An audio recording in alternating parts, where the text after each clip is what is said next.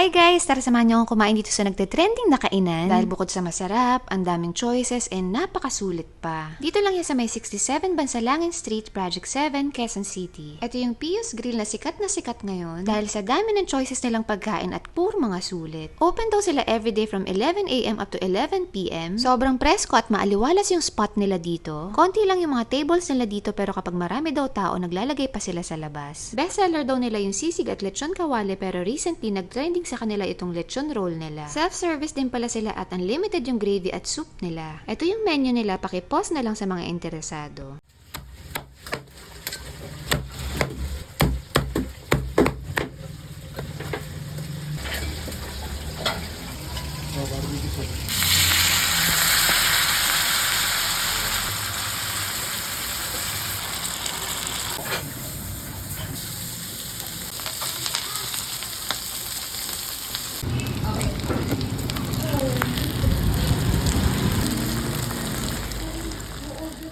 Woohoo! Tingnan nyo naman yan guys kung gaano kadami yung serving at 99 pesos lang yan. Unlimited gravy, unlimited rice at unlimited soup pa. At syempre kasama ko tong special suka ko. Ito naman yung fish fillet nila na 128 pesos. Lechon kawali with rice na 139 pesos. At syempre kasama natin tong suka ko na napakasarap at bagay kahit saan. Kaya ano pang inaantay natin guys, huwag na natin patagalin, i-try na natin. I-try muna natin yung rice at gravy nila. Type ko yung rice nila hindi malata tsaka buhaghag. Yung gravy naman sakto yung lapot at hindi sobrang alat. Ang gamit daw pala nila dito sa lechon roll nila mix ng belly at jole. Masarap yung timpla nila at saka malambot din yung karne. Tsaka balansi yung dami ng taba at saka laman niya. Magkano to? 99 po. Ganito serving? Talaga?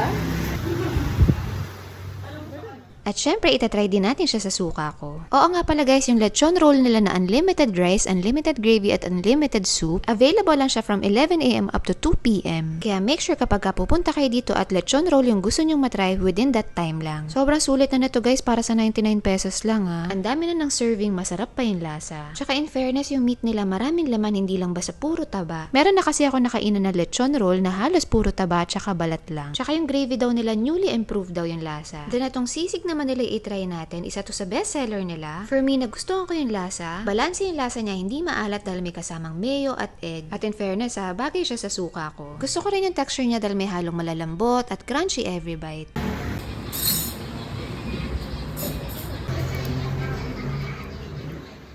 Then itong fish fillet naman nila, perfect yung pagkakaluto nila dito for me Crunchy sa labas at malambot sa loob. Plus yung white sauce nila masarap din, garlicky at manamis-namis ng konti. At syempre itatry din natin kung bagay siya sa suka ko. Syempre masarap at bagay siya dahil minake sure namin yung lasa niya bagay sa lahat. Then itong lechon kawali naman nila ang itry natin. For me, panalo yung pagiging crunchy niya, pero nasobrahan lang sa bandang part ng laman. For me kasi gusto ko yung crunchy yung balat, tapos malambot ang laman, juicy at nalalasahan mo pa yung pagiging meat niya. So yun lang guys, share ko lang sana natakam kayo sa video natin for today at kung nagustuhan nyo, paki-like na lang and don't forget to share this to your friends.